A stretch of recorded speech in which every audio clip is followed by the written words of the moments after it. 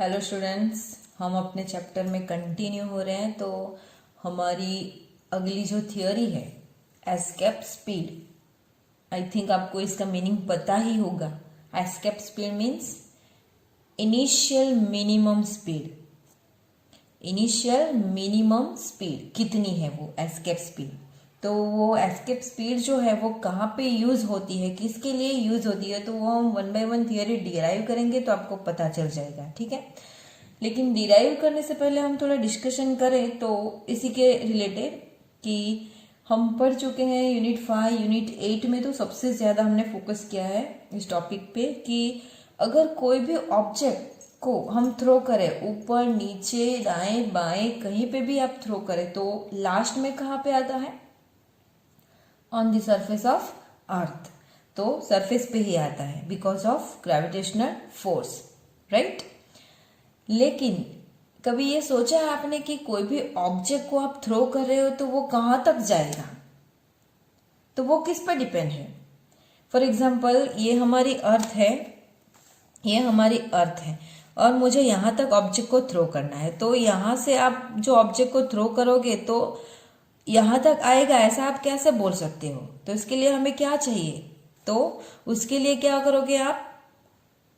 Initial speed या फिर force की वजह से जो इसको स्पीड मिलेगी वो कितनी है, तो वो डिपेंड है। तो वो इनिशियल स्पीड वो है एस्केप स्पीड। क्लियर? लेकिन कभी सोचा है कि कभी ऐसा हुआ है कि अगर हम कोई ऑब्जेक्ट को थ्रो करें और वो वापस आए ही ना, मतलब इन्फिनिटी डिस्टेंस पे वो स्टडी हो जाए, ऐसा कभी हो सकता है? हो सकता है कभी? तो हो सकता है, ये प्रूव हुआ है। कैसे? तो इसका आंसर दिया है because of and use for this sentence conservation law of energy. This answer is prove this question is proved by the answer of conservation law of energy. how? और ये यूज करते हैं कि नहीं करते हैं? क्योंकि यहाँ पे मैंने एग्जांपल दिया है कि अगर कोई ऑब्जेक्ट को आपको लॉन्ग डिस्टेंस पे, अर्थ से ऊपर लॉन्ग डिस्टेंस पे अगर स्टडी रखना हो, मान लो इन्फिनिटी डिस्टेंस पे, तो आप कैसे करोगे?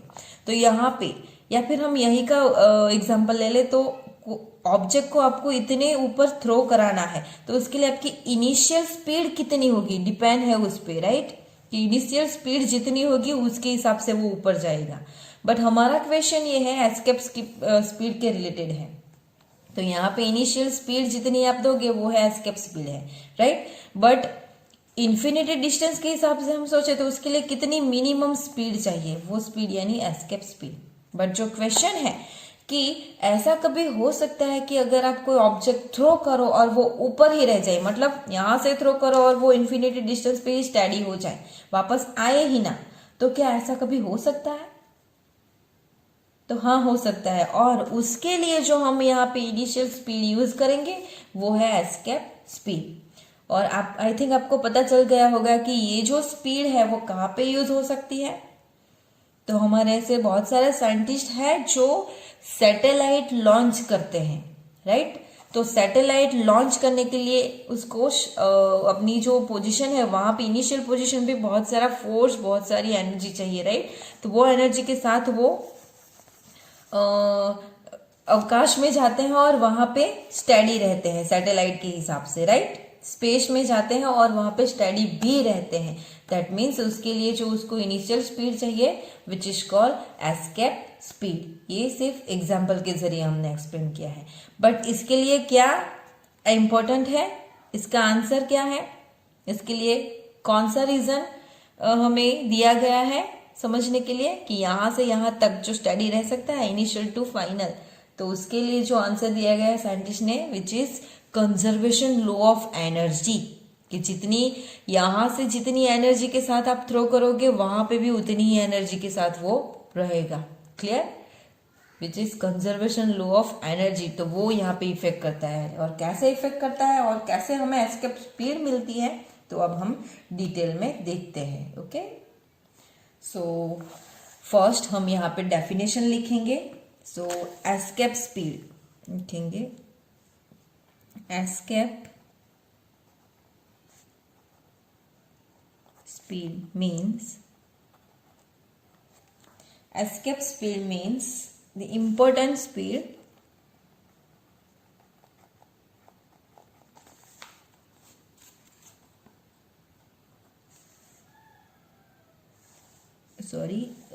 escape speed means important minimum speed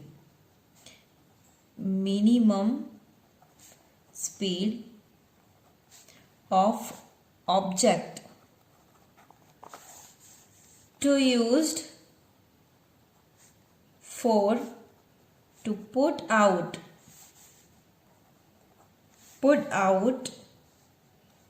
the object at infinity distance for forever.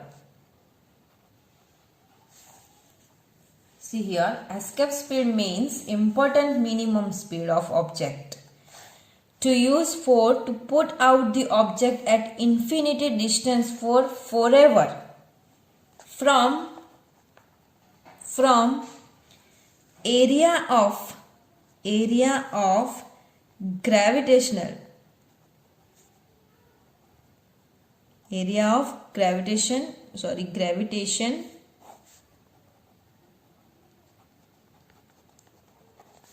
of the earth, right. तो ग्रेविटेशन एरिया जो है अर्थ का, वहां से कोई भी ऑब्जेक्ट को थ्रो करने के लिए जो मिनिमम स्पीड चाहिए और वो ऑब्जेक्ट को मिनिमम स्पीड से हम स्पेस में या फिर इन्फिनिटी डिस्टेंस पे रखना हो तो उसके लिए जो मिनिमम स्पीड चाहिए which is called escape speed. Okay, ये हमने अपने हिसाब से बनाई, आप भी बना सकते हो ऐसे।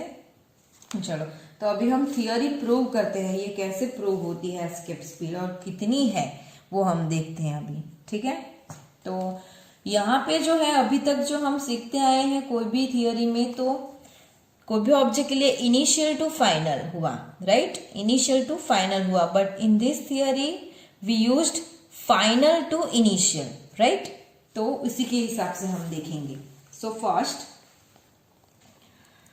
सपोज सिर्फ समझने के लिए ही हम फिगर ड्रॉ कर रहे हैं, यहाँ पे फिगर आईएमपी नहीं है इसमें। चलो, this is the earth centre and this is the radius of the earth and here is the height h from the center of earth. So this is the one point, for suppose P point here is, and the total distance is h plus r e, right, from here to here. So total distance ये हो गया। Now escape speed means important minimum speed of object to use for to put out the object at infinity distance. Suppose the object is now in infinity distance. Suppose the object is in infinity distance. Here is the infinity distance, right? Okay. तो reason जो बताया है, ये जो possible है यहां से यहां तक जाने में और वहां पे स्टडी रहने में, तो रीजन दिया है आपको conservation law of energy, right. तो उससे पहले object, suppose now objects are at infinity distance and at infinity distance the object have the speed is vf, final condition के हिसाब से हम चल रहे हैं। Okay, suppose eight infinity distance the object have the speed is vf, right. So what is the total energy at infinity distance of the object? तो total energy कितनी मिलती है कोई भी ऑब्जेक्ट की? तो potential energy plus kinetic energy which is total energy of any object, right. तो वो हम लिख लेते हैं। पहले हमने फाइनल कंडीशन ली है eight infinity distance, eight infinity distance के हिसाब से लिया है। सो हम यहां पे लिख रहे हैं at infinity distance suppose the final, क्योंकि इंफिनिटी पे चला गया दैट मीन्स वो फाइनल कंडीशन रहेगी उसकी, right. The final speed of object is vf, right. So ये तो स्पीड हुई at infinity distance. So the total energy, क्योंकि एनर्जी के बिना तो कुछ हो ही नहीं सकता, ऑब्जेक्ट के पास भी एनर्जी तो है ही. The total energy sorry of object at infinity distance is at infinity distance, हम e infinity करके लेंगे, ठीक है. So total energy at infinity distance e infinity is equal how much. तो एनर्जी कंजर्वेशन लॉ ऑफ के हिसाब से ये रीजन हमें दिया गया है. ओके, तो infinity is the total energy of object at infinity distance is the sum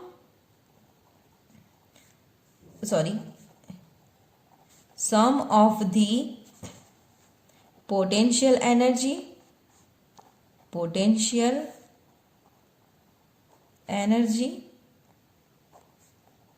and kinetic energy.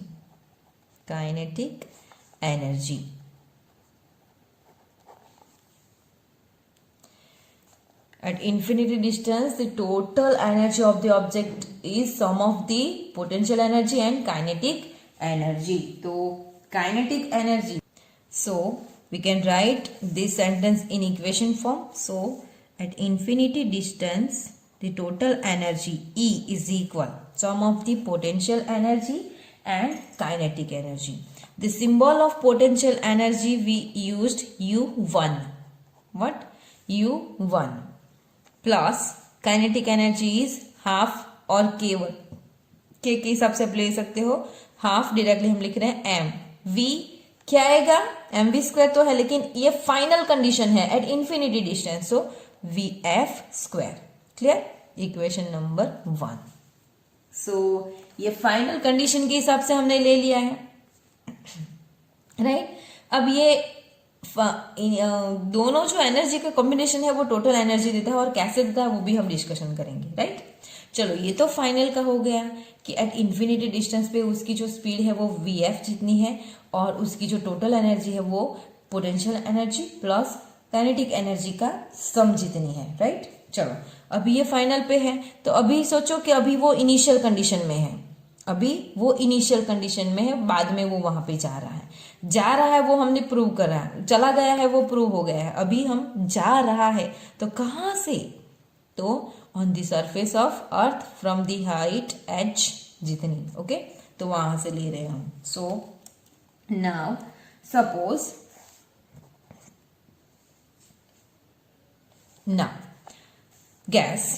suppose the object throw with initial condition के हिसाब से अभी हमें देखना है, right. So suppose the object throw with initial speed V I from H plus R E distance of centre of earth to the height H, right. then the total energy of the initial total energy of the object how much, तो वो हम लिखेंगे अभी, right. चलो, suppose the object can throw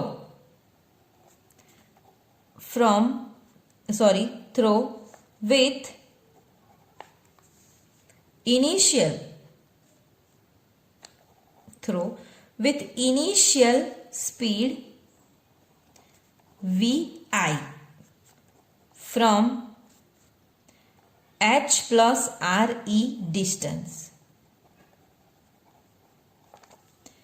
h plus re distance means center of earth to the height h. इतने distance से, मतलब इतनी हाइट पे से उसको हम थ्रो करेंगे with initial speed vi distance. Then the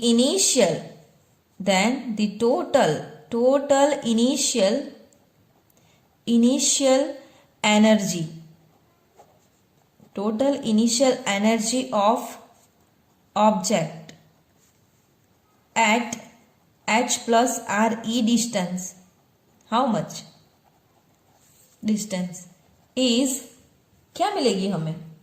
क्योंकि total energy, conservation law of energy मतलब initial energy is equal final energy हमें मिलना चाहिए। हमें फाइनल एनर्जी मिल चुकी है उसकी, राइट, यहाँ पे इन्फिनिटी डिस्टेंस पे, तो हमारी इनिशियल एनर्जी उसकी कितनी होगी? So total energy at distance h plus R E is how much? तो यहाँ पे भी प्लस पोटेंशियल एनर्जी तो रहेगी ही, तो काइनेटिक एनर्जी कितनी रहेगी वो हमें मेन यहाँ पे देखना है। तो देखो यहाँ पे इसका जो इक्वेशन बनता है, सो ध्यान से देखना, यहाँ पे अभी ऑब्जेक्ट स्टेडी है, राइट, स्टेडी है, that means high potential energy, right, but हमें जो है वो कंडीशन के हिसाब से चलना है कि उसको थ्रो करना है। तो जितनी भी फोर्स से जितनी स्पीड से आप थ्रो करोगे, vi जितनी स्पीड आपको दी गई है इनिशियल स्पीड, तो vi जितनी इनिशियल स्पीड के साथ आप थ्रो करोगे, that means the object the speed is convert in kinetic energy, right. तो जैसे ही ऑब्जेक्ट ऊपर की ओर जाने की शुरुआत करेगा, लाइक दिस, इस डायरेक्शन में जाने की ट्राई करेगा, राइट, तो उसको नीचे से अपोजिट फोर्स लगेगा, because of the objects are at initial condition in the gravitational area of the earth, right। तो जैसे ही काइनेटिक एनर्जी हाई होने लगेगी तो उसको कौन इफेक्ट करेगा? Gravitational force. कितने डिस्टेंस पे से? तो h प्लस आर ई जितने डिस्टेंस में उसको ये ग्रेविटेशनल फोर्स इफेक्ट करेगा। दैट मीन्स काइनेटिक एनर्जी इस डायरेक्शन में है तो उसको अपोजिट फोर्स इफेक्ट करेगा। तो हम इक्वेशन कैसे बनाएंगे यहाँ पे? तो total energy at are E plus H distance which is kinetic energy minus gravitational force plus potential energy, right. अब ये पोटेंशियल एनर्जी कैसे मिलती है वो भी हम देखते हैं, लेकिन पहले ये इक्वेशन साथ में ही लिखना है, डिस्टेंस थोड़ा ज्यादा रह गया, देख लेना।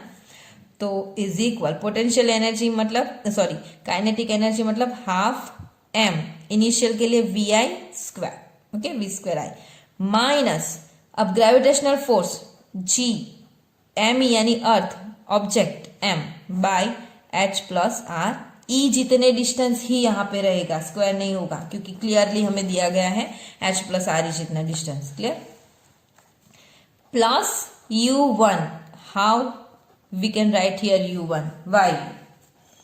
तो सी हियर, यहां से काइनेटिक एनर्जी मिलेगी, अपोजिट फोर्स इफेक्ट करेगा, बट ये फोर्स के इफेक्ट से काइनेटिक एनर्जी ज्यादा रहेगी तभी तो वो ऊपर जा सकता है, राइट। ये फोर्स के कंपेयर में काइनेटिक एनर्जी ज्यादा है तभी तो वो ऊपर जा सकता है, ओके। तो इसकी इफेक्ट कम होती जाएगी जैसे जैसे वो ऊपर जाएगा, और ऊपर जाएगा मतलब इन्फिनिटी डिस्टेंस। अभी सोचो, तो वो इन्फिनिटी डिस्टेंस पे चला गया तो वहां पे क्या वो घूमता ही रहेगा?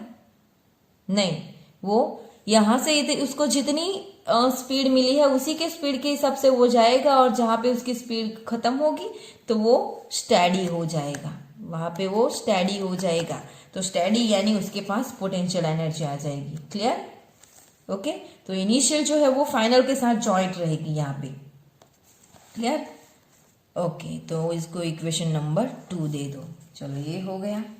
अभी हम क्या करेंगे? तो हमें जो रीजन दिया गया है कि final initial is equal final which is call conservation, हम एनर्जी की बात कर रहे हैं यहाँ पे, okay.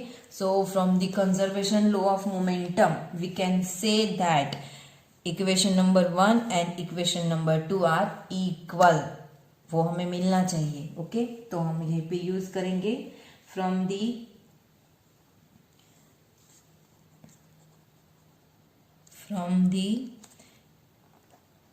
law of from the conservation law of energy, the equation number 1 and 2 will be equal. Sorry, here I must be equal. Must be equal. So कैसे मिलेगा, हम यहाँ पे लिखेंगे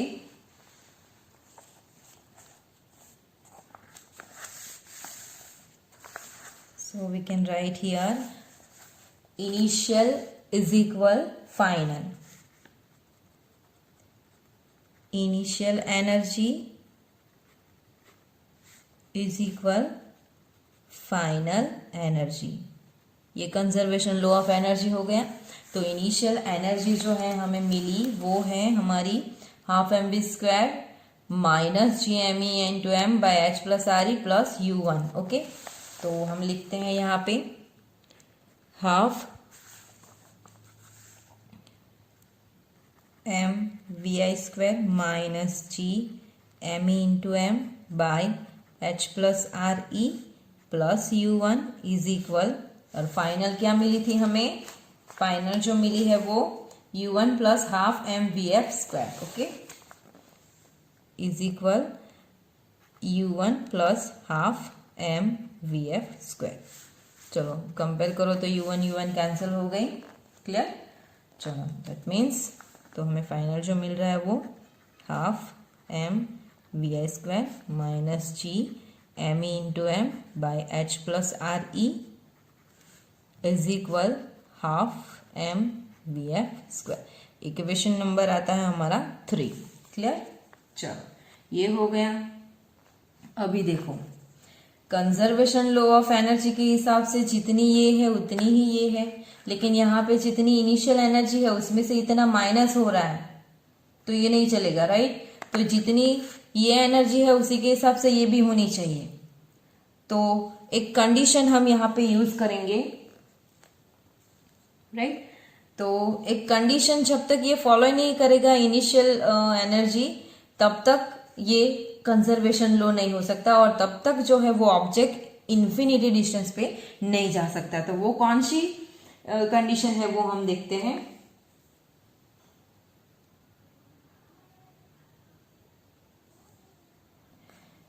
क्योंकि यहाँ पे जो है half M B F square वो भी प्लस है और इस ये जो है ये भी प्लस है, लेकिन इसमें से इतना माइनस हो रहा है. तो उसके लिए हम एक कंडीशन लिखेंगे एन ऑब्जेक्ट, एंड डायरेक्टली हम लिख रहे हैं an object can reach at infinity as long as vi is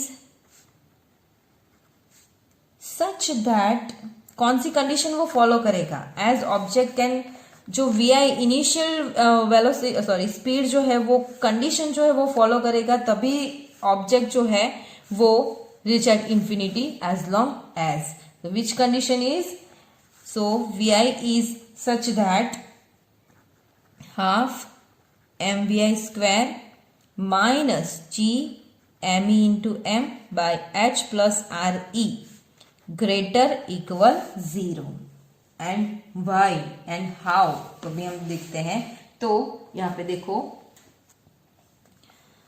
half M V F square is the final kinetic energy and this is the initial energy. Right. तो यहां पे देखो object को अगर यहां से यहां पे थ्रो करना है तो यहां पे पहुंचने के लिए इसके पास पहुंच गया है तो इसके पास जितनी एनर्जी है उससे ज्यादा एनर्जी चाहिए इसके पास. समझ में आ रहा है. देखो ये हमारी अर्थ है, यहां से हमें ऑब्जेक्ट को यहां पे पहुंचाना है. ठीक है. तो यहां पे अभी मान लो कि ये ऑब्जेक्ट यहां पे है तो इसको यहां पे पहुंचने के लिए यहां पे जितनी भी एनर्जी लगती है उतनी तो उसके पास होनी ही चाहिए. राइट. यानी कि इक्वल होनी चाहिए, दोनों के पास इक्वल एनर्जी होनी चाहिए.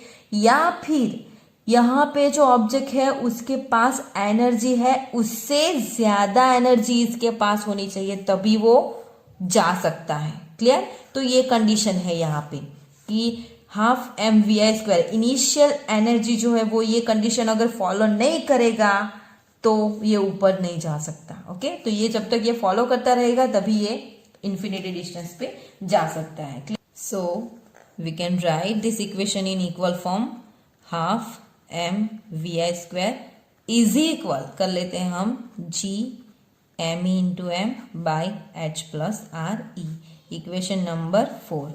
Okay, equation number 4 clear. चलो तो अभी हम क्या करेंगे,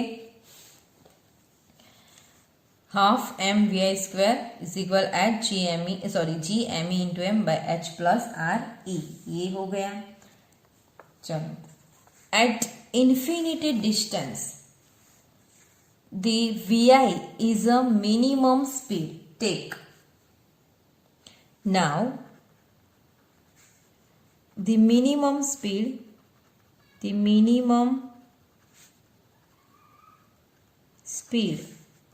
of object is, we can write in the form of vi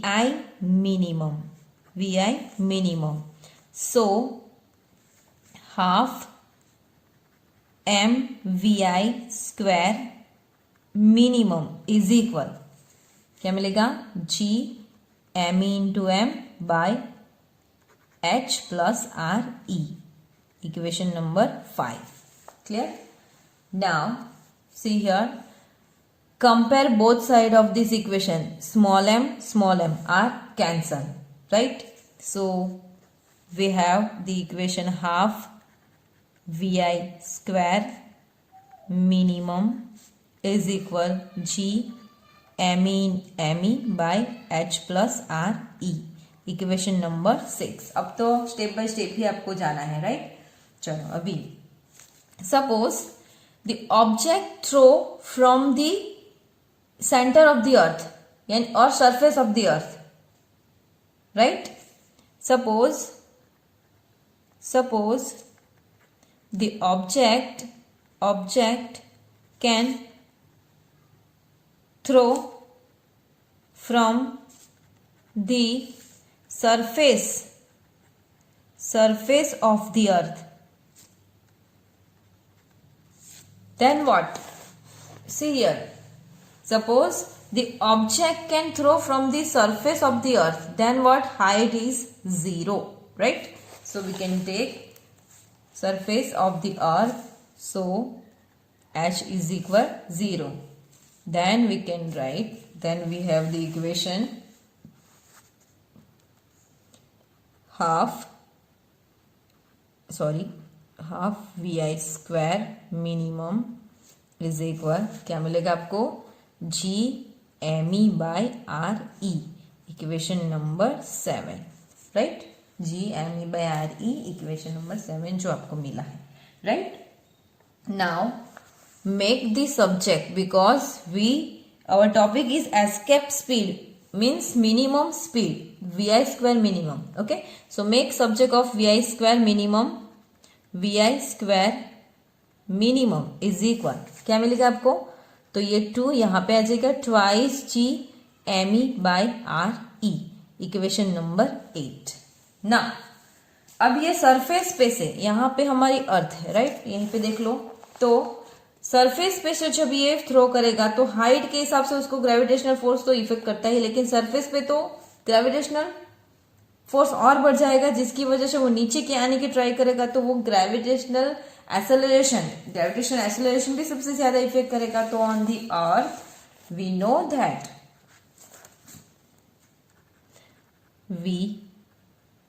no that small g gravitational acceleration is equal g me by re square, equation number 9।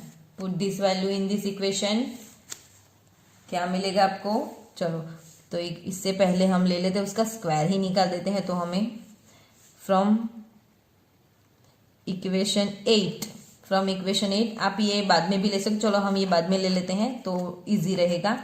चलो from equation 8 V I remove the square minimum is equal, क्या मिलेगा आपको, तो यहाँ पे ये root मिल जाएगा, twice G M E by R E, इसको 9 दे दो, ये हमने कैंसिल किया है, राइट। चलो अभी now small g is equal, now take here right here g is equal g me by re square, equation number 10. So put this value in equation number 9. Put equation 10 in 9. तो क्या मिलेगा आपको, क्या मिलेगा आपको, ये जो है G M E by R E square. अब आर ई स्क्वायर है इसमें, तो एक आर ई अलग से कर लो, तो G M E by R E means small G, तो यहाँ पे आप लिख सकते हो G M E by R E यानी स्मॉल जी। तो क्या मिलेगा आपको, V I minimum is equal in root twice small G, और क्या बचा, एक आर ई बचा है, multiply R E. So this is the escape speed of any object, right? Final equation of escape speed है, जिसकी वैल्यू जो है आपको दी गई वो 11.3, जिसकी जो वैल्यू है, सॉरी 11.2 किलोमीटर पर सेकेंड। क्योंकि कोई प्रैक्टिकल किया होगा साइंटिस्ट ने, तो उस पे से ये वैल्यू फाइंड की है, जो मिनिमम वी आई मिनिमम जो है उसकी जो वैल्यू है वो 11.2 किलोमीटर पर सेकेंड है। और मून पे जाने के लिए जो इसकी यहाँ पे हम लिख लेते हैं, थोड़ी जगह कम है, तो मून पे जाने के लिए उसको जो एस्केप स्पीड चाहिए उसकी जो वैल्यू है मून के लिए, V I minimum for moon, वो है आपकी 2.3 किलोमीटर पर सेकेंड। ओके, तो यहां पे थोड़ा सा ध्यान देना, क्योंकि ये शॉर्ट इक्वेशन में आईएमपी है। क्लियर, थियरी एकदम इजी है, समझने की ट्राई करो तो आप इजीली लिख पाओगे एग्जाम में, और 3 मार्क्स में आईएमपी है, और ये जो है वो शॉर्ट क्वेश्चन में आपको काम आएगा। तो अच्छे से पढ़ो, ध्यान दो और प्रैक्टिस करो। Clear, thank you.